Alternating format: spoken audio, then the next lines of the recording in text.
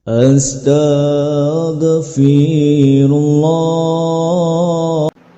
Bismillahirrahmanirrahim. Assalamualaikum warahmatullahi wabarakatuh. Alhamdulillah wassalatu wassalamu ala Rasulillah wa ala alihi wa sahbihi wa mawalah wa la hawla wa la quwata illa billahi wa ba'd.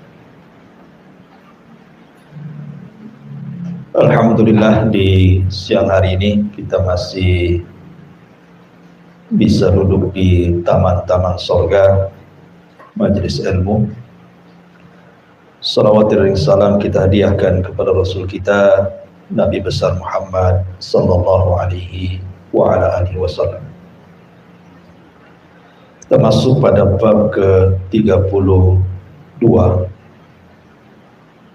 bab tentang takut hanya kepada Allah subhanahu wa ta'ala. Ma'asyiral muslimat yang dimuliakan Allah subhanahu wa ta'ala, terkadang dalam kehidupan kita ini ada hal-hal yang banyak kita takuti. Ada orang yang takut tidak bisa makan, ada orang yang takut akan masa depan dia dan anak-anaknya, ada orang yang takut tidak dapat pekerjaan, ada yang takut apabila dikeluarkan dari pekerjaan, atau mungkin lebih daripada itu, takut kepada berhala, kepada selain daripada Allah subhanahu wa ta'ala, dan begitu seterusnya. Jadi bab ini akan mengarahkan kepada kita tentang menempatkan rasa takut hanya kepada Allah subhanahu wa ta'ala. Allah subhanahu wa ta'ala berfirman tepat pada surah Al-Imran ayat 175. Innama dzalikumus syaitanu yukhawwifu awliya'ah fala takhafuhum wa khafuni in kuntum mu'minin. Sesungguhnya mereka tidak lain hanyalah setan-setan yang menakut-nakuti kalian dengan kawan-kawannya. Oleh karena itulah maka janganlah kalian takut kepada mereka, tapi takutlah kepada Aku, kata Allah, jika kalian benar-benar orang yang beriman kepada Allah subhanahu wa ta'ala. Ayat ini sebenarnya didahului dengan ayat sebelumnya, di mana pada surah Al-Imran ayat 173 sebelumnya Allah mengatakan, alladzina qala lahumun nas innan nasa qad jama'u lakum fahsyauhum fazadahum imanan wa qalu hasbunallah wa ni'mal wakil fanqalabu bi ni'matin minallahi wa fadlin lam yamsashum su' wattaba'u ridwanallah wallahu dzu fadlin adzim. Yaitu orang-orang yang mentaati Allah dan Rasulnya, yang ketika ada orang-orang yang mengatakan kepada mereka orang-orang kafir telah mengumpulkan pasukan, menambah pasukan mereka untuk menyerang kalian, karena itulah takutlah kepada mereka. Ternyata ucapan itu menambah kuat iman orang-orang yang beriman dan mengatakan, cukuplah Allah menjadi penolong bagi kami, dan dialah sebaik-baik penolong. Maka mereka kembali dengan nikmat dan karunia yang besar dari Allah. Mereka tidak ditimpa satu bencana pun, dan mereka mengikuti keridhaan Allah, dan Allah mempunyai karunia yang sangat besar. Sedikit tentang kenapa Allah subhanahu wa ta'ala berfirman dalam surah Al-Imran ayat 175 ini. Jadi sebab turunnya begini, Bu. Ketika kaum muslimin mengalami kekalahan dalam perang Badar, ke dalam perang Uhud, memang betul-betul perang Uhud itu perang di mana kaum muslimin itu betul-betul kalah. Bahkan Nabi SAW diisukan meninggal karena ketika itu ada seorang sahabat yang mirip dengan Rasul namanya Mus'ab ibn Umair gugur di perang Uhud ini. Jadi sangkanya itu Nabi, sehingga tersebarlah isu kematian Rasulullah SAW di perang Uhud, padahal itu adalah kedustaan. Tetapi dengan tersebarnya isu kematian Rasul itu menciutkan sebagian hati para sahabat sehingga mereka mundur dan berakhir dengan mengalami kekalahan. Tetapi walaupun demikian Allah Subhanahu wa taala menyelamatkan nabinya dan tidak benar berita kematian. Dan begitulah Allah Subhanahu wa taala jadikan kehidupan ini terkadang kalah, terkadang menang. Wa tilkal ayyam nudawiluha bainan nas. Terkadang hari-hari itu diputarkan oleh Allah Subhanahu wa taala. Ketika kemudian kaum muslimin sudah kembali ke Madinah, tiba-tiba kemudian Abi Sufyan ketika itu bicara kepada Abdul Qais, dan Abdul Qais ini seorang pedagang yang selalu berangkat dari Mekah ke Madinah. Jadi Abi Sufyan mengatakan, dan Abi Sufyan itu tokohnya orang Quraisy ketika itu belum masuk Islam, dan dia yang memimpin perang Uhud. Kata Abi Sufyan, "Ndak kemana kau Abdul Qais?" Kata Abdul Qais mengatakan, "Kami dan beberapa teman kami akan pergi ke kota Madinah." Kemudian kata Abi Sufyan, "Maukah engkau menyampaikan berita dariku kepada Muhammad? Mau enggak? Nanti ku berikan engkau imbalan." Akhirnya kemudian Abdul Qais dan kawan-kawannya sepakat mau. Akhirnya berangkatlah 3 orang ini dari Mekah menuju kota Madinah. Lah kemudian ketika Nabi SAW sampai di sebuah tempat namanya Hamra al-Asad, itu kepulangan dari Uhud, tiba-tiba kemudian utusan Abi Sufyan, Abdul Qais dan kawan-kawan ini menemui Rasul sebelum masuk Madinah, ketemu di Hamra al-Asad. Kemudian menceritakan pesan dari Abi Sufyan bahwa dia dan orang-orang musyrik Quraisy akan datang menyerbu dengan lebih banyak lagi pasukan dibandingkan di perang Uhud.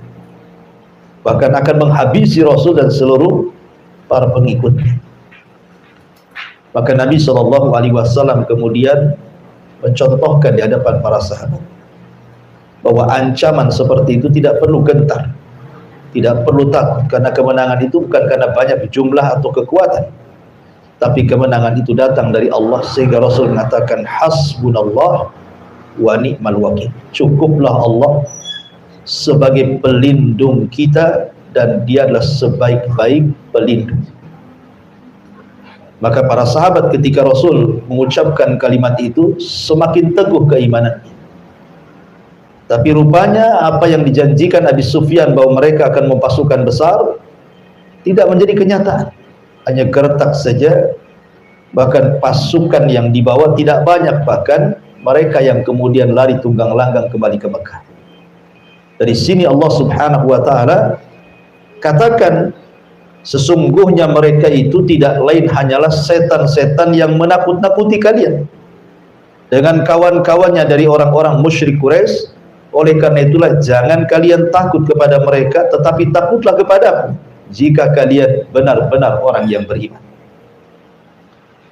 Jadi di sini orang-orang kafir Quraisy hendak menakut-nakuti Nabi dan para sahabatnya dengan pasukan yang banyak, persenjataan yang kuat, dan perlengkapan perang yang cukup, dan bisa mengalahkan Nabi dan para sahabatnya.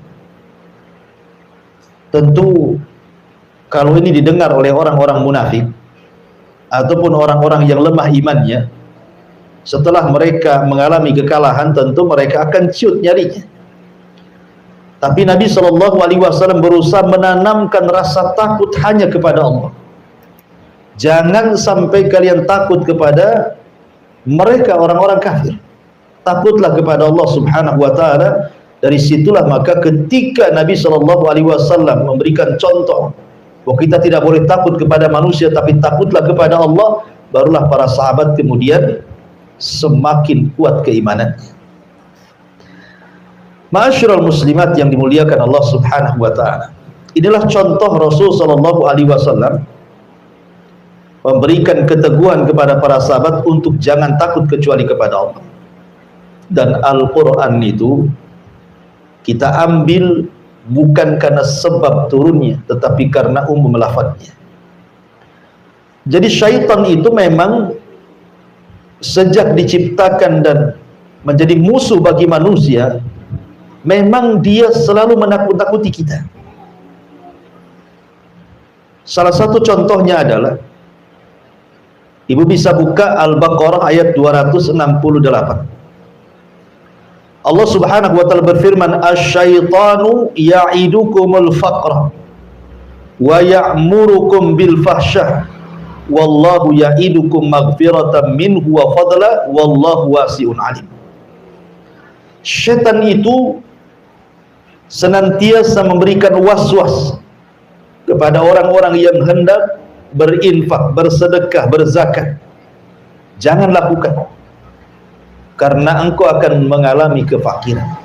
Jadi syaitan itu menjanjikan kefakiran, bahkan memerintahkan kalian untuk berbuat kejahatan, sementara Allah Subhanahu wa taala menjanjikan kepada kalian ampunan dan karunia, karena Allah maha luas pengetahuan. Imam Nawawi rahimahullahu taala mengatakan, laisa lisyaitan silahun 'alal insan. Tidaklah syaitan itu punya senjata untuk melawan manusia, kecuali bagaimana caranya menanamkan khauful faqri. Bagaimana manusia itu takut akan kefakiran. Sebab kalau seandainya manusia itu sudah takut akan kefakiran, maka manusia pasti akan berbuat jahat. Dan itu senjata syaitan untuk menakut-nakuti. Sebelum dia berbuat jahat, ditakut-takuti kefakiran. Makanya kenapa Nabi SAW mengajarkan satu doa, Allahumma inni a'udzubika minal kufri wal faqri wa adzabil qabri. Ya Allah, aku berlindung kepadamu dari kekufuran dan kefakiran serta azab kubur. Memang ada hadis yang ma'ruf di masyarakat, kadal faqru an yakuna kufran. Terkadang kefakiran itu dekat kepada kekufuran. Hadis ini tidak benar, hadis ini dhaif, ya. Akan tapi secara makna memang benar, bahwa orang-orang fakir itu mudah meninggalkan kewajiban, bahkan bisa meninggalkan agamanya. Dulu kita dapat cerita kan, gara-gara sebungkus sepermi orang bisa murtad. Zaman dulu, ya. Kalau sekarang nggak mulai sebungkus bayar. Kalau sekarang pabriknya baru murtad, dikasih pabrik. Jadi kadang-kadang kefakiran itu bisa mengakibatkan kekufuran, bisa meninggalkan agama. Bahkan terkadang dia bisa murka kepada Allah Subhanahu wa taala, menyalahkan Allah, seolah-olah ujian dari Allah itu bagikan azab bagi dia. Makanya Nabi mengajarkan satu doa agar kita berlindung dari kefakiran dan juga kekufuran. Nah, di antaranya adalah ketakutan manusia kepada kefakiran ini mengantarkan kepada mencari pekerjaan haram. Karena dipikirnya bahwa mencari yang halal itu sulit. Sementara dia harus makan, sementara keluarganya harus makan, anak-anaknya harus makan dan juga harus sekolah. Akhirnya dia tidak peduli dengan bagaimana cara mencari harta. Makanya kenapa Nabi SAW sudah bersabda 14 abad yang silam itu, sayati alaikum zaman, akan datang zamannya kata Rasul, la yubalil mar'u bima akhadal mal. manusia sudah tidak akan peduli bagaimana cara mengambil harta, karena takutnya miskin. Sementara rasa takut ini adalah was-was yang dibentuk oleh syaitan untuk menakut-nakuti manusia, sehingga rasa takut yang dalam kepada kefakiran itu akhirnya mengantarkan mencari barang-barang atau pekerjaan-pekerjaan yang diharamkan Allah Subhanahu wa ta'ala. Ataupun mungkin kefakiran ini juga bukan hanya sekedar mengantarkan kepada mencari hal-hal yang kemudian diharamkan dari pekerjaan, terkadang juga sampai kepada membatasi keturunan. Ingat, Nabi SAW mengatakan, tazawwajul walud wal wadud fa inni mukathirun bikumul umam yaumal qiyamah. Kata Rasul, nikahilah wanita yang tukang beranak dan juga penyayang kepada suami. Kemudian Rasul mengatakan, karena saya akan berbangga dengan banyaknya umat pada hari kiamat. Tapi ada sebagian orang yang kemudian berpikir, kalau banyak anak ini, gimana cara ngasih makan? Gimana nyekolahkannya? Takut dia. Takut masa depannya. Pada Allah Subhanahu wa ta'ala mengatakan, nahnu narzukukum wa iyyahum, kami loh yang kasih rezeki kalian dan juga anak-anak kalian. Kenapa mesti pusing? Lah terkadang kemudian perasaan takut kepada selain Allah yang dihembuskan oleh syaitan, salah satunya kepada kefakiran, itu mengantarkan orang akhirnya membatasi keturunan, padahal tujuan pernikahan itu adalah memperbanyak keturunan, ya. Kemudian juga yang ketiga, terkadang juga banyak akhirnya kemudian anak-anak muda terhalang dari menikah. Alasannya belum ada pekerjaan, alasannya belum mapan, alasannya nanti saya kasih makan apa istri saya gitu. Padahal Allah Subhanahu wa ta'ala jelas-jelas yang mengatakan bahwa iyakunu fuqara yughnihimullah. Kalau kalian fakir, nanti Allah kasih kekayaan. Dulu kita saja atau ibu-ibu dulu kan waktu menikah dengan suami ibu, awal-awal nikah kan banyak yang nggak punya rumah tuh.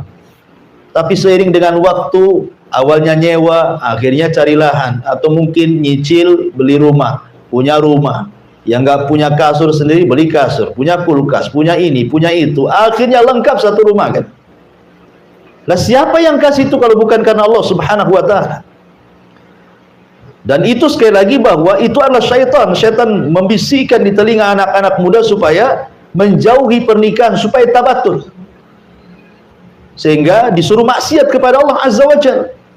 Karena kalau dia tidak menikah, dia tidak bisa melampiaskan nafsunya kepada yang dihalalkan, akhirnya melakukan hal-hal yang diharamkan Allah Azza wa Jalla. Dari sinilah kemudian Allah mengatakan, ya'idukumul faqra wa ya'murukum bil fahsya. Setan menjanjikan kefakiran, habis itu memerintahkan untuk berbuat kerusakan. Kemudian juga termasuk juga karena takut kefakiran, terkadang ada orang-orang tua yang punya anak gadis gitu ya. Ketika sudah waktunya menikah, terkadang dia pilih-pilih jodoh tuh anak. Kalau dia tidak beragama tuh, mesti doktrin orang tuanya kepada anak gadis tuh, nah kalau cari jodoh cari yang mapan. Kalau bisa PNS, ya.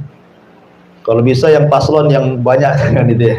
Jadi kadang-kadang seperti itu. Ya minimalnya pengusaha katanya. Minimal pengusaha itu, maksimalnya apa? Menteri ya.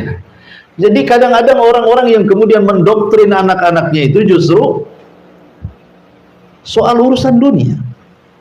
Padahal kita tahu bahwa kenikmatan berumah tangga itu bukan disebabkan karena kekayaan. Bukankah Rasul yang mengatakan ketika memilih kriteria itu, kata Rasul, fadfar bidzatid din taribat yada. Ambil yang baik agamanya. Ambil yang baik agamanya, karena anak gadis kita itu akan melahirkan cucu kita. Cucu kita akan melahirkan cicit kita, dan itu aset bagi kita setelah kematian kita. Mereka yang mendoakan kita. Kalau orang-orang yang kaya belum tentu sayang dengan orang tuanya, jangankan lagi meninggal setelah kematian kita, masih hidup ketika sudah tua saja boro-boro gitu ya.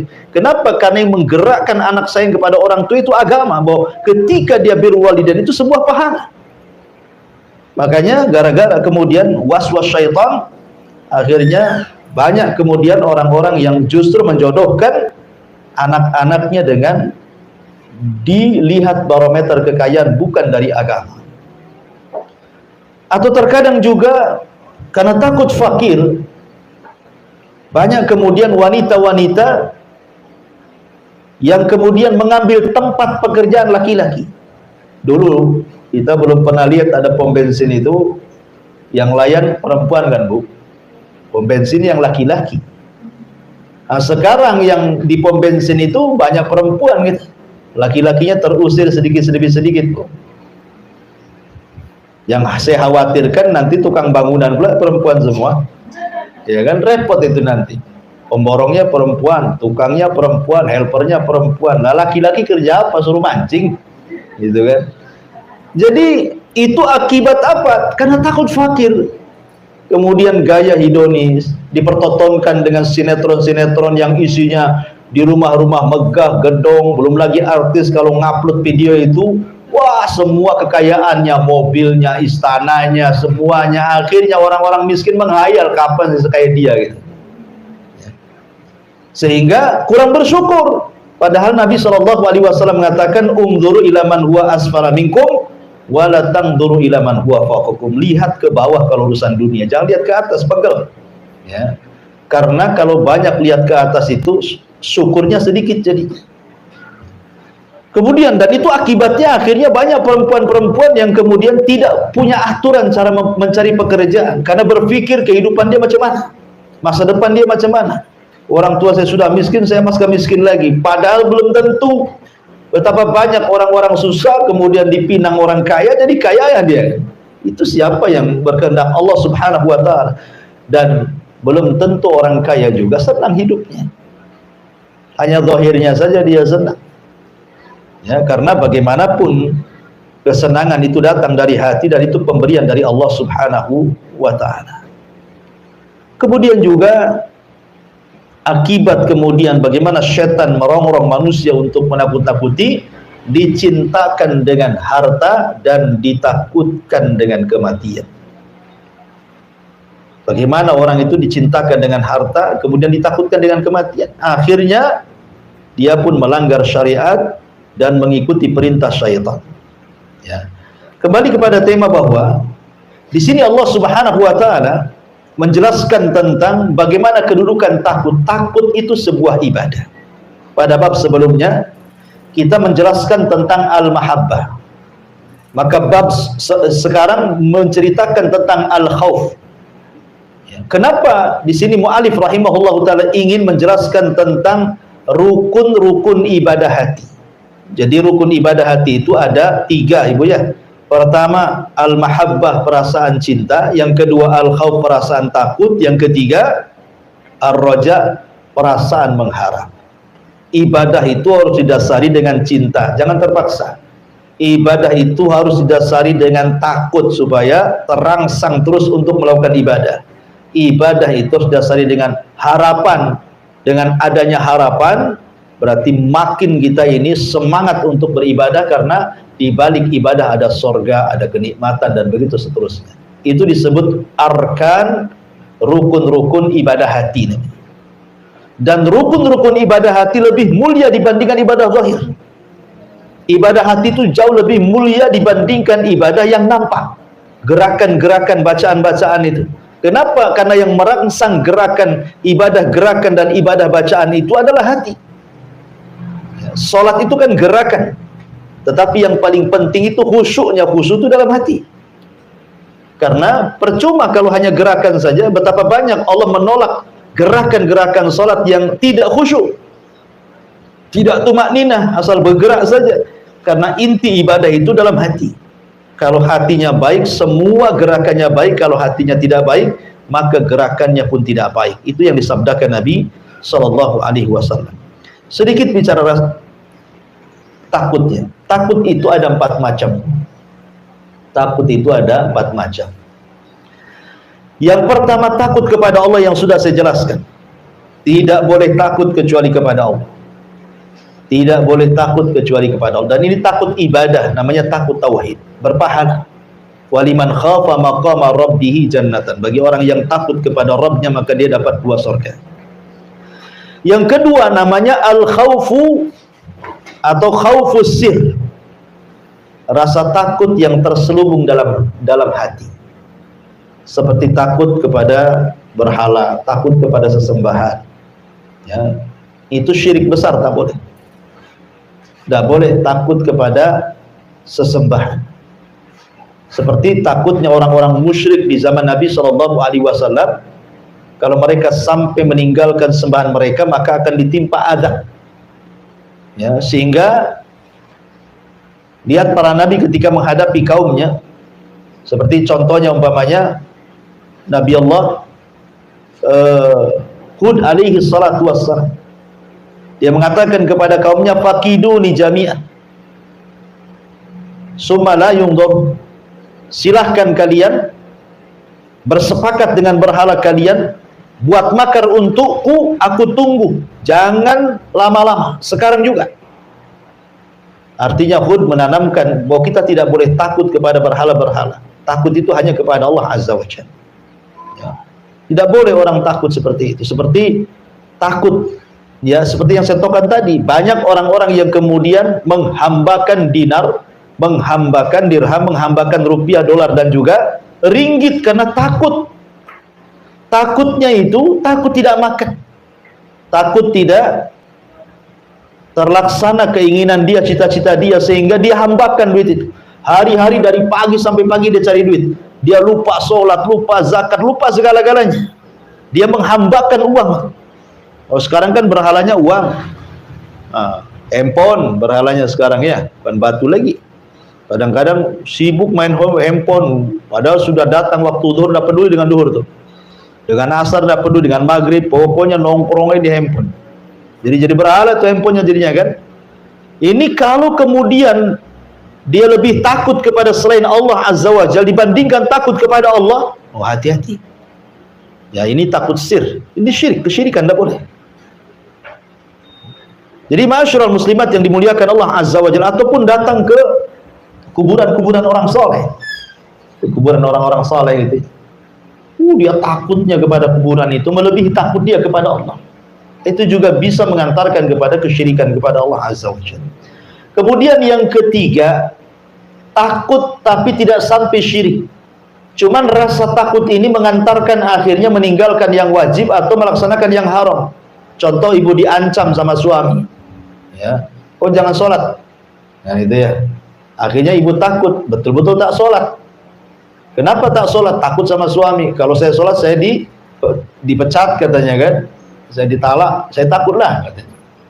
Atau dalam sebuah perusahaan, aturan perusahaan tidak boleh ada sholat. Akhirnya kemudian orang tidak mau keluar dari perusahaan itu. Jadi ketika ditanya, kenapa kau tidak keluar dari perusahaan itu? Ya, bukankah di perusahaan itu ketat tidak boleh sholat? Takut saya kalau keluar nggak ada kerjaan lagi. Ya nggak apa-apalah kan itu ya. Akhirnya rasa takutnya meninggalkan yang wajib dan mengerjakan yang haram. Nah, ini takut haram, tidak sampai syirik. Ya, takut haram. Dan yang terakhir tentu disebut dengan takut tabiat. Ya wajar ibu takut diancam orang. Ya, ada preman ngancam, kita takut, itu tabiat. Ya, takut sama buaya, apalagi buaya darat gitu ya kan. Jadi kalau memang takut seperti itu tabiat, tidak ada masalah. Tapi yang jelas bahwa dari semua takut itu yang paling utama takutlah kepada Allah Subhanahu wa taala. Kemudian dalil yang kedua, Allah Subhanahu wa taala berfirman, "Innama ya'muru masajidallah man amana billahi wal yaumil akhir wa aqama sholata wa ata zakata wa lam yahsha illallah fa asa ulaika an yakunu minal muhtadin." Orang-orang yang memakmurkan masjid-masjid Allah hanyalah orang-orang yang beriman kepada Allah dan hari akhir, serta mendirikan sholat, menunaikan zakat, dan tidak takut kepada siapapun selain kepada Allah. Mereka adalah orang-orang yang diharapkan termasuk golongan orang-orang yang mendapatkan petunjuk. Dalam ayat yang kedua At-Taubah 18 ini, Allah Subhanahu wa taala ingin menjelaskan kepada kita bahwa orang-orang yang memakmurkan masjid itu ada dua macam. Ada memakmurkan secara fisik, memakmurkan masjid secara fisik, seperti membangun masjid, ikut mewakafkan material-material masjid, entah besinya, entah semennya, entah kerikilnya, entah pasirnya, entah gentengnya, spandeknya, atau apalah yang berkaitan dengan pembangunan. Dan ini besar pahalanya. Sebagaimana Nabi SAW mengatakan, man bana masjidan lillahi kamif hasiqitatin au asghar banallahu lahu baitan fil jannah. Barang siapa yang membangun masjid walaupun sebesar sangkar burung atau lebih kecil dari sangkar burung, tetap Allah Subhanahu wa taala akan bangunkan bagi dia rumah di surga. Apa maksudnya? Imam Syaukani rahimahullah mengatakan maksudnya, kan tidak mungkin kita pahami secara zahir hadis ini, Bu. Masa barang siapa yang membangun masjid walaupun sebesar sangkar burung, orang aja nggak masuk, ya burung aja yang masuk di situ kan? Ya, kan tidak mungkin orang bangun masjid segede sangkar burung. Seberapalah sangkar burung itu? Maksudnya kata Imam Syaukani hadis ini, maksudnya di sini kinayah bahwa sekecil apapun ibu nyumbang untuk pembangunan masjid, walaupun hanya satu lonjor besi, satu sak semen, satu gerobak pasir, satu gerobak koral, satu lembar spandek gitu ya, satu lembar baja ringan atau apalah kan, itu sudah cukup ibu dibangunkan satu rumah di sorga. Ya, ini yang pertama. Kemudian makna yang kedua, bahwa yang dimaksud orang yang memakmurkan masjid itu memakmurkan secara ruhiyah. Ya, yang pertama membangun fisik, ataupun ya tadi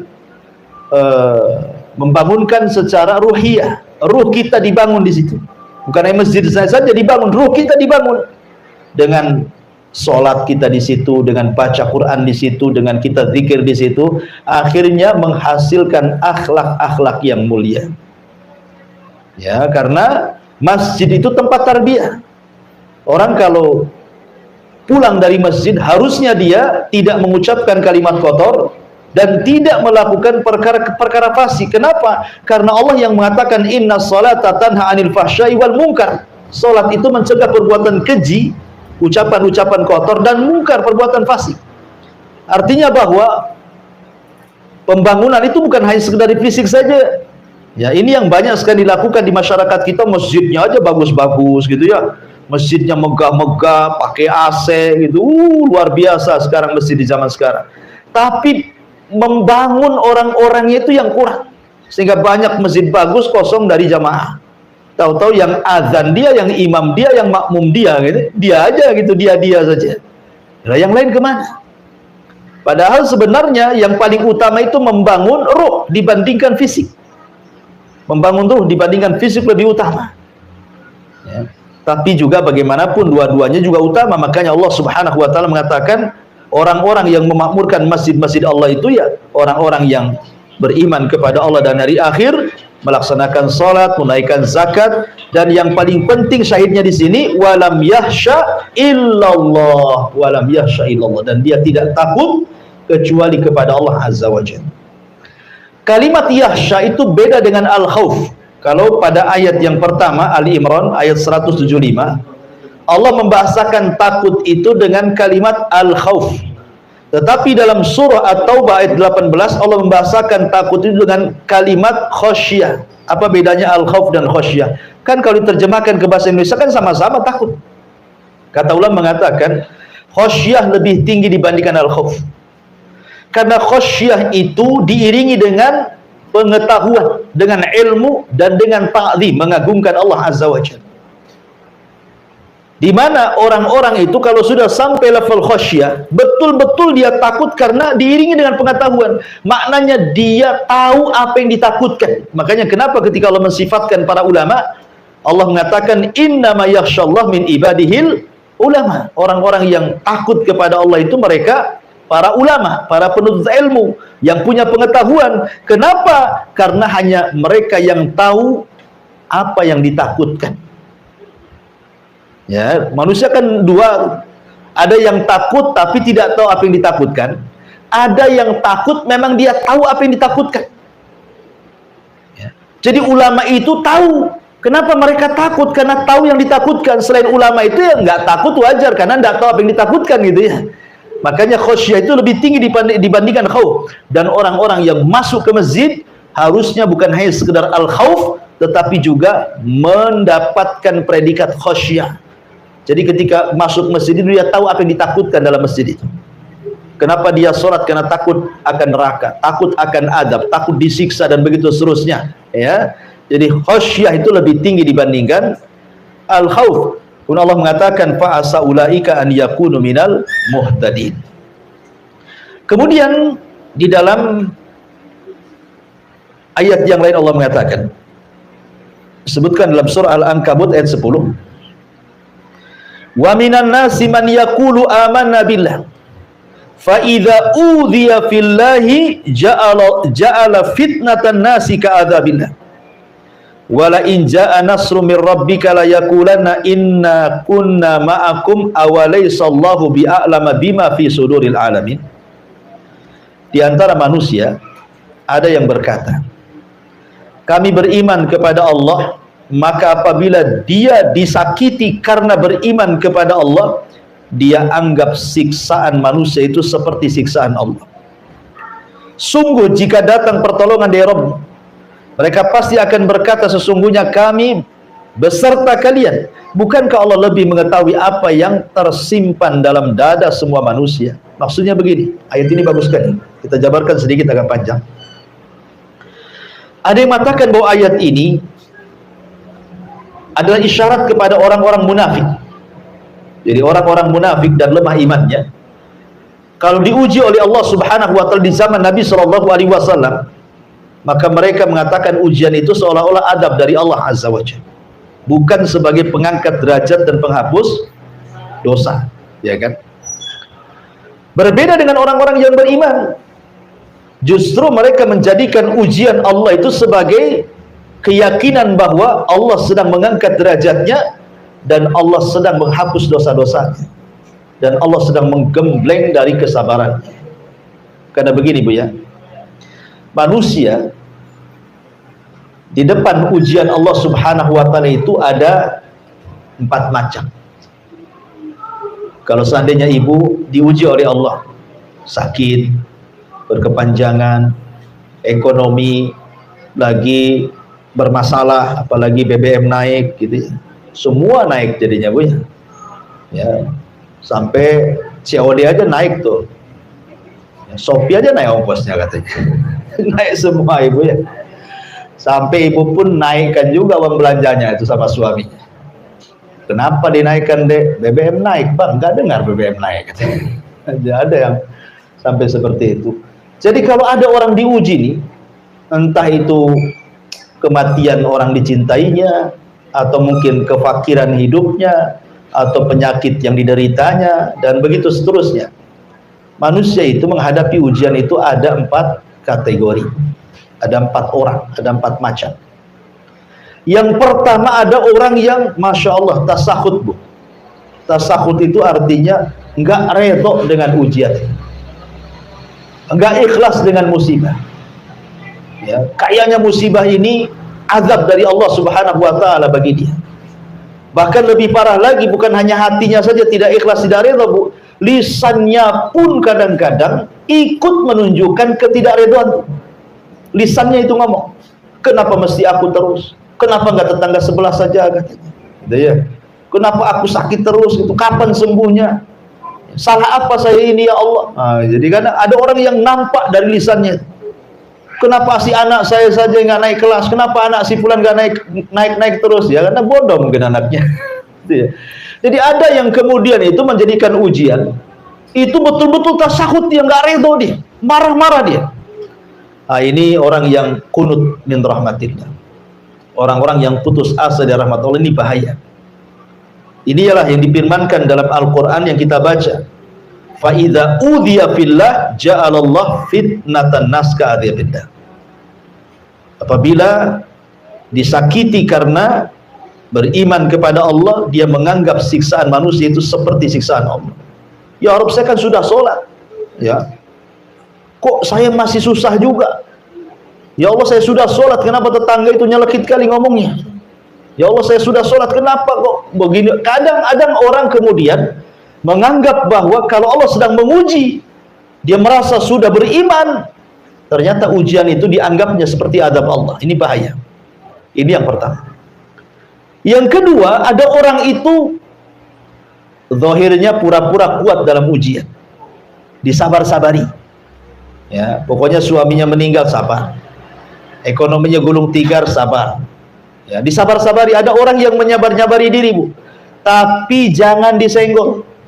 Kalau disenggol keluar semua keluhannya. Nah, ada orang kayak gitu, Bu. Nampaknya sabar, sekali Ibu tegur, "Cemana jualannya?" "Aduh, payah," kata. "Udah sebulan ini begini begono." Itulah, ada orang yang nampak menyabar-nyabarkan diri, tapi kalau disenggol keluar semua. Ini kelompok yang kedua, tapi agak rendah daripada kelompok pertama nih. Ada kelompok yang ketiga, ini beda lagi. Dia betul-betul ikhlas. Betul-betul ikhlas, redha, betul ya. Disenggol nggak disenggol ya memang dia ikhlas, sabar betul orang ini. Memang sudah dicatat di Lauhil Mahfuz, saya ini harus dapat ujian hari ini. Memang sudah dicatat, memang orang yang saya cintai harus meninggal hari ini. Pokoknya betul-betul sabar. Ini yang luar biasa. Dan yang lebih luar biasa lagi adalah yang nomor keempat. Sudah sabar, sudah ikhlas, sudah redha, lisannya juga justru mengucapkan alhamdulillah. Setelah dia mengucapkan innalillahi wa inna ilaihi rajiun, dia mengucapkan alhamdulillah. Karena jarang sedikit atau sedikit sekali orang yang ditimpa musibah mengucapkan alhamdulillah. Saya contohkan sebuah kisah, namanya Urwah ibn Mas'ud, Urwah ibn Zubair rahimahullahu ta'ala. Jadi Urwah ini, Bu, dikasih penyakit kakinya. Salah satu kakinya harus diamputasi. Akhirnya kemudian dikatakan kepada Urwah, "Ya Urwah, engkau harus minum khamr. Kakimu akan diamputasi dan kau akan merasakan sakit." Kata Urwah, "Tidak. Aku tidak akan minum yang diharamkan Allah. Kalau engkau ingin putuskan kakiku, tunggu aku ambil wudhu, kemudian aku sholat 2 rakaat, saat sholat kau potong kakiku," katanya. Subhanallah.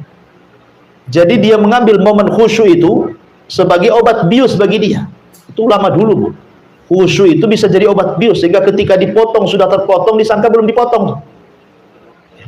Lah di waktu yang sama ketika kemudian kakinya terpotong satu, artinya sudah pincang, dan punya kaki satu, ada kabar pula salah satu putra daripada Urwah ini meninggal dunia.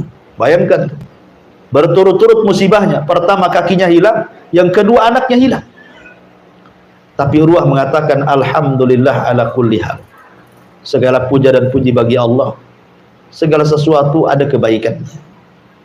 Sehingga orang-orang heran dan mengatakan, "Ya Urwah, kok bisa kamu mengucapkan alhamdulillah?" Kata Urwah, "Ya, tidakkah kau lihat anggota badan diriku? Aku masih punya 2 tangan dan aku masih punya 1 kaki. Aku tetap bersyukur kepada yang ada.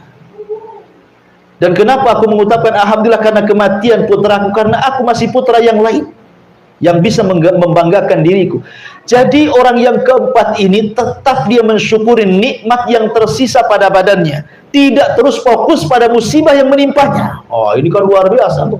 Yang keempat ini tingkatan menghadapi musibah yang luar biasa yang keempat. Makanya jarang yang keempat ini dilakukan orang, kecuali betul-betul orang yang dirahmati oleh Allah Subhanahu wa taala, penyabar, penyayang gitu ya, redha, ikhlas, dan mengatakan alhamdulillah. Mau diapakan lagi? Ya kan?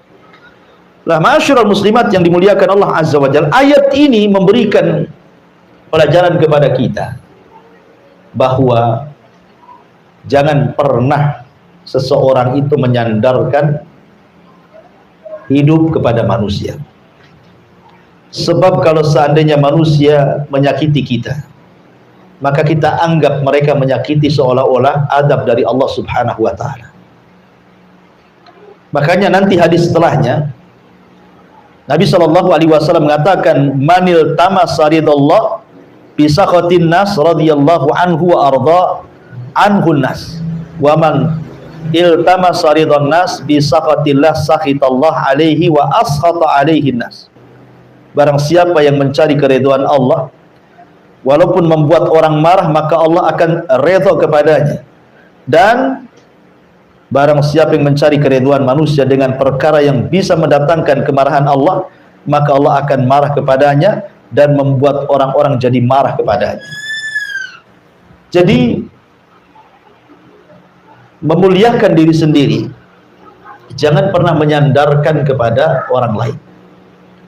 Sebab kalau seandainya orang ini kemudian terputus dari kita, itu sakitnya itu luar biasa, dan dianggap ini ujian terberat bagi dia, dan ini azab yang Allah timpakan kepada dia. Saya contohkan dari sejarah, Bu, ya. Nabi SAW ketika pulang dari Taif, Rasul pulang dari Taif, dikiranya kan di Mekah dia sudah tidak bisa lagi berdakwah, karena 18 kabilah sudah mengancam dia akan dibunuhnya kalau dia tetap berdakwah di Mekah. Terpaksalah Rasul harus cari areal baru, berangkat ke Taif dengan harapan para pembesar Taif mau melindungi Rasul dan mau bisa tinggal di Taif sambil melanjutkan dakwah tauhid. Rupanya pembesar-pembesar Taif seperti Abdu Al-Layali, kemudian Al-Habib Ibn Amr, kemudian Mas'ud Ibn Amr, 3 tokoh Taif ini betul-betul mengusir secara telak kepada Rasul. Baru datang sudah diusir. Tidak cukup diusir, dilempari batu. Tidak cukup dilempari batu, anak-anak sudah nanduri. Tidak cukup itu, dicaci maki oleh wanita-wanita Taif. Nabi SAW harus kemana coba, Bu? Ke Mekah tidak bisa masuk karena diancam dibunuh. Mau masuk Taif lagi tidak bisa karena dilempari batu. Tetapi tidak pernah keluar dari lisan Nabi SAW sebuah kata-kata bahwa ujian ini merupakan azab dari Allah. Rasul tidak pernah mengatakan, ya Allah, apakah ini balasan orang yang mengemban risalah? Contohnya umpamanya, ya Allah, apakah begini orang-orang yang kemudian mengemban kenabian dan kerasulan? Kenapa mesti aku yang disakiti? Kenapa tidak mereka saja? Kenapa mesti aku seperti ini? Rasul tidak mengatakan seperti itu. Tapi subhanallah, Nabi SAW mengajarkan kepada kita sebuah doa saat disakiti orang Taif itu. Apa kata Rasul? Allahumma ilaika ashku dha'fa quwwati wa qillati hilati wa hawani 'alan nas. Kata Nabi SAW, ya Allah, aku hanya mengadu kelemahan kekuatanku, sedikit pengalaman dakwahku, dan terasa hinanya diriku di atas manusia. Tetapi Rasul mengatakan, illam takun alayya sakhatun fala ubali. Kalau memang illam takun alaika, kalau memang engkau tidak murka kepadaku, kalau memang peristiwa seperti ini bukan kemurkaanmu kepadaku, kalau memang mereka melempari batu kepadaku, mencaci maki aku, ini bukan bentuk kemurkaanmu kepadaku, kata Rasul, fala ubali, aku nggak peduli. Ya. Mereka mau ngomong apa, mau melempari batu, mau menyakiti saya, terserah, asal ini bukan bentuk kemarahanmu kepadaku. Lihat, bisa nggak kita ngomong begini saat kena musibah? Umpamanya ibu kena sakit gitu, ya Allah, selama sakit ini, umpamanya persis seperti ucapan Nabi SAW, ya, ini bukan bagian azabmu untukku, saya nggak peduli. Ya, boleh jadi ini adalah engkau hendak mengangkat derajatku dan menghilangkan dosa-dosaku. Ah, kan enak, Bu. Kalau ibu ngomong gitu, tenang tuh hidup tuh. Umpamanya ini gulung tikar usahanya, dia ngomong, ya Allah, selama gulung tikar ini, kebangkrutan ini bukan azab dari kepada kamu, bukan karena engkau murka kepada aku nggak peduli. Mau gulung tikar, mau bangkrut, nggak peduli. Ya. Yang penting afiataka, karuniamu, maafmu lebih luas kau berikan kepada aku. Itu yang dikatakan Nabi SAW, ghairu anna afiyataka hiya awsa'ali, akan tetapi maafmu kepadaku lebih luas dibandingkan murkamu kepadaku. Kalau orang ngomong begini saat kena musibah, Bu, tenang satu dunia, Bu. Nggak ada orang yang menjerit-jerit, apalagi sampai curhat kemudian di FB, itu nggak ada, Bu. Ya kan? BBM naik, udah curhatnya macam-macam tuh, dari A sampai Z, setiap hari statusnya itu aja. Ya, kalau dia mengatakan seperti itu kan enak, Bu, ya kan? Tenang, tidak sedih, tidak khawatir, tidak takut. Itu yang diajarkan Nabi SAW. Tapi betapa banyak sering saya katakan kan, apabila anaknya sakit, dia mengeluh dan mengatakan, ya Rob, kenapa anak saya yang sakit? Apabila ditimpa musibah, dia mengatakan, ya Rob, asi aku aja kena musibah, kenapa si anu tidak? Nah, ketika kemudian gulung tikarnya, ya Rob, kenapa mesti usahaku yang gulung tikar? Kenapa si anu itu kok bagus sekali usahanya? Apa salahku? Kan ada orang-orang kayak gitu ya. Ini sama dengan firman Allah, fa idza udhiya fillah ja'ala fitnatan nas ka'adzabillah. Apabila diuji gitu ya, maka dia menjadikan ujian itu seolah-olah azab dari Allah Subhanahu wa taala. Tidak, terkadang Allah Subhanahu wa taala menghendaki seperti itu supaya ada kebaikan yang kita tidak tahu hikmahnya. Makanya Allah mengatakan, wa asa an taqru syai'an wa huwa khairul lakum. Boleh jadi sesuatu yang kita benci itu ada kebaikan di situ. Mana tahu gitu kan, itu rahasia Allah. Betapa banyak orang-orang yang keluar dari perusahaan ya, karena mungkin di PHK. Rupanya Allah mempersiapkan usaha yang jauh lebih berkah, lebih banyak, lebih bagus lagi dibandingkan ketika dia kerja di situ. Betapa banyak itu, sudah banyak kok dilakukan orang-orang. Ya, jadi kenapa mesti takut? Takut dengan rizki, takut dengan kebahagiaan semua milik Allah. Tinggal minta kepada Allah yang Maha Kaya. Ya kan? Ma'asyiral muslimat yang dimuliakan Allah Azza wa Jalla, makanya pentingnya seseorang itu membangun kebahagiaan dari diri sendiri. Jangan pedulikan ucapan orang. Gara-gara ucapan orang, kadang-kadang orang akhirnya ciut, tidak mau keluar rumah. Ya, ada juga yang kemudian bunuh diri gara-gara ucapan orang itu. Ngapain dipedulikan ucapan orang? Jangan jadikan ucapan orang itu adab dari Allah. Biarkan mereka bicara, nggak usah dipedulikan, gitu maksudnya ya. Maka jangan sampai ujian itu dijadikan fitnah yang seolah-olah adab dari Allah Subhanahu wa taala. Kemudian mu'alif rahimahullahu taala mulai masuk pada hadis Nabi SAW. Dalam hadis yang marfu dari Abu Sa'id Al-Khudri radhiyallahu anhu, inna min dha'fil yakin an turdiyan nas bi sakhatillah wa an tahmadahum ala rizqillah wa an tadhummahum ala ma lam yu'tikallah. Inna rizqallah la yajurruhu hirsu harisin wa la yarudduhu karahiyatu karih. Hadis ini secara sanad dhaif jiddan. Hadisnya sangat lemah sekali, tidak bisa dijadikan hujjah. Akan tetapi boleh jadi mungkin ini dikatakan mauquf kepada perkataan Abdullah ibn Mas'ud radhiyallahu anhu, yang kurang lebih semana dengan perkataan ini. Sesungguhnya di antara bentuk lemahnya iman adalah mencari keridhaan manusia dengan melakukan perkara yang bisa mendatangkan kemurkaan Allah. Memuji orang lantaran rizki Allah yang diberikan lewat mereka, dan mencela orang lantaran rizki Allah yang tidak diberikan lewat mereka. Sesungguhnya datangnya rizki Allah tidak dapat dipercepat dengan semangat seseorang yang mengelola untuk mendapatkannya, begitu juga tidak dapat ditinggalkan oleh kebencian seseorang yang membencinya. Subhanallah, ini banyak terjadi di masyarakat ya, bahwa terkadang manusia itu ingin mencari keridhaan manusia, tetapi dengan cara yang membuat Allah murka. Ya, banyak orang yang kemudian mencari ridha manusia, tidak peduli Allah murka atau tidak murka. Itu banyak sekali di masyarakat. Ya, umpamanya orang bekerja di perusahaan, yang penting dia nggak dipecat, nggak apa-apalah, dilarang sholat pun nggak apa salah katanya. Yang penting saya bisa kerja, bisa digaji di sini. Kadang-kadang seperti itu. Atau masuk kerja dengan cara nyogok, dengan cara rasuah, gitu ya. Kecuali ngambil hak ya, dengan cara rasuah nggak peduli. Jadi jangan kemudian mencari redha orang dengan kemurkaan Allah Subhanahu wa taala, atau mungkin sebaliknya.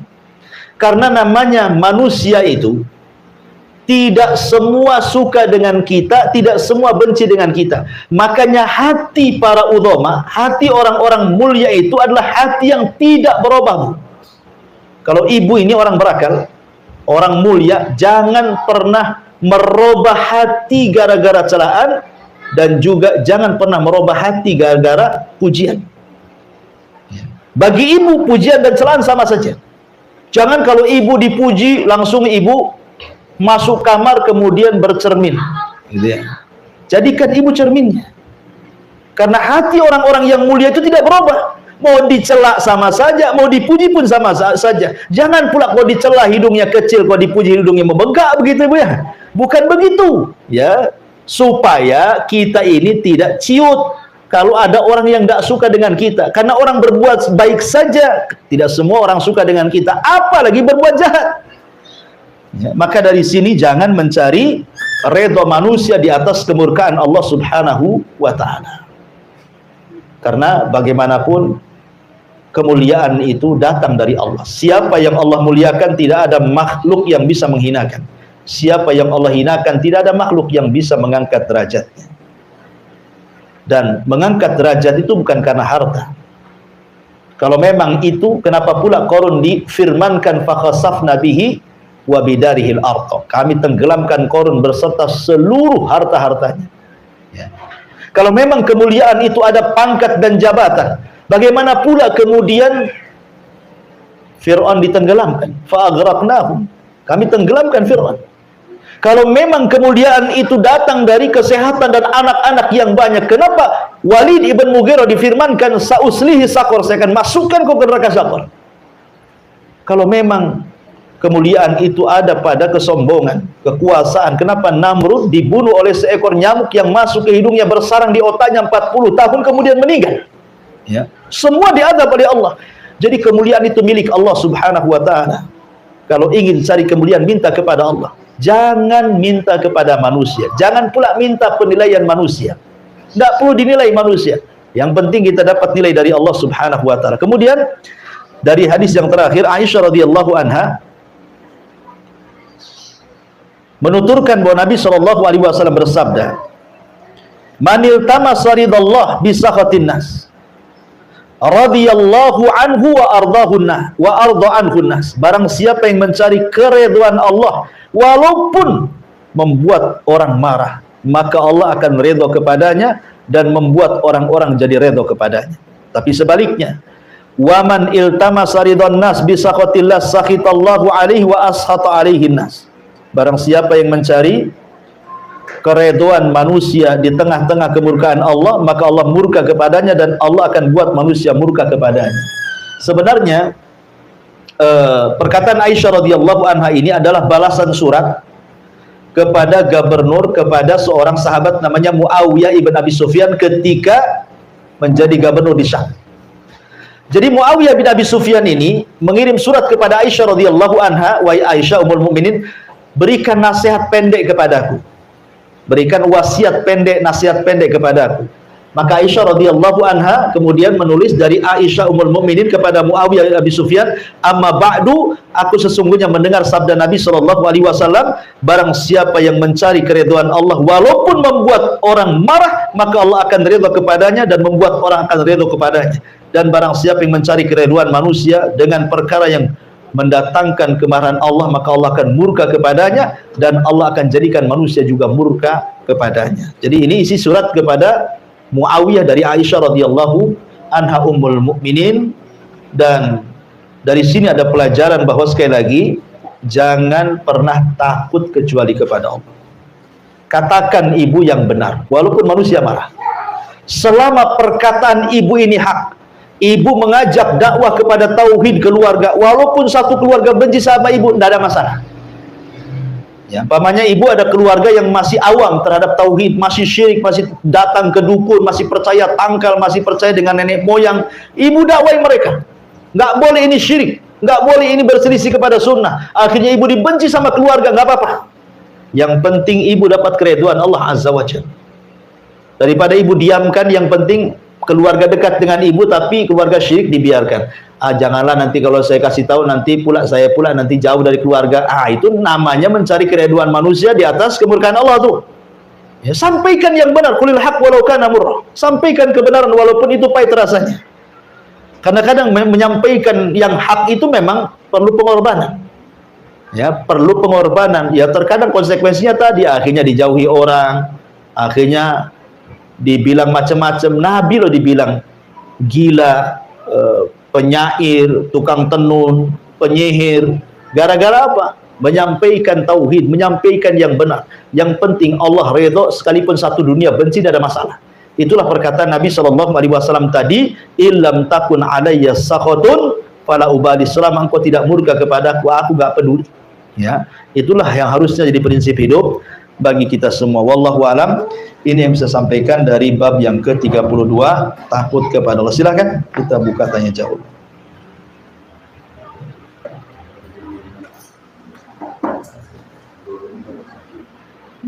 20 menit lagi.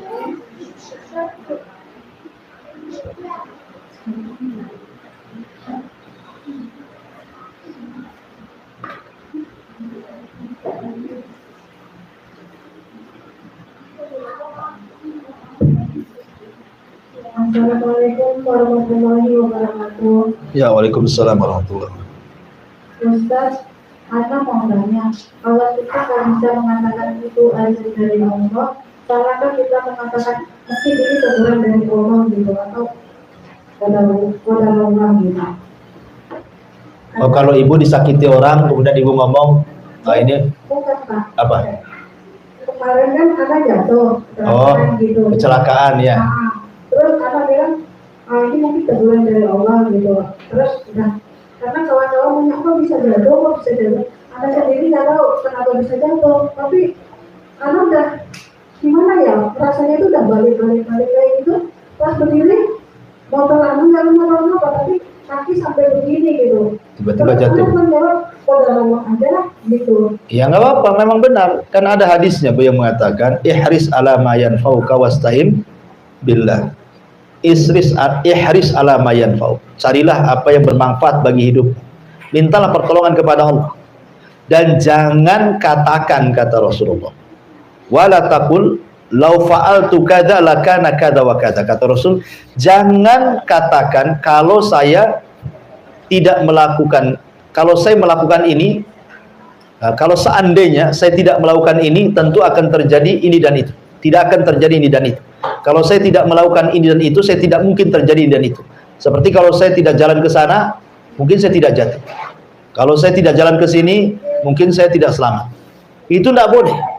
Ya, kenapa? Karena itu adalah pintu pembuka amal setan. Kata Rasulullah, akan tapi katakan, kul, katakan kata Nabi SAW, qaddarallah wa masya'a fa'al. Semua atas takdir Allah. Allah menakdirkan sesuka dan sekehendaknya. Ya betul Bu. Jadi kalau ibu jatuh, ya jangan pula kemudian disalahkan, oh gara-gara motornya ini sudah ombek, motornya ditendang lagi gara-gara kamu. Ngapain nendang motor? Makin sakit lah, udah jatuh nendang motor pula kan itu. Jadi kita katakan ini sudah takdir Allah. Ya betul, itu harus begitu. Sandarkan semua kepada takdir Allah. Supaya apa Bu? Supaya tenang, supaya nggak kecewa. Karena orang yang tidak menyandarkan takdir kepada itu kecewa. Kenapa saya harus jalan ke sana? Tahu ke sana itu rame, akhirnya saya jadi jatuh. Akhirnya disalahkan, tuh kan gara-gara jalan ke sini, akhirnya kan kecewa dia. Maka nggak usah, ya. Katakan semua takdir Allah, karena jatuhnya ibu hari itu tuh sudah dicatat 500 tahun sebelum Allah menciptakan langit dan bumi. Sehingga Allah, ya ibu pikir mungkin sudah takdirnya.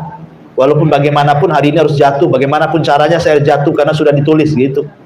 Ya sama dengan orang meninggal kan. Ada orang meninggal sebabnya kecelakaan.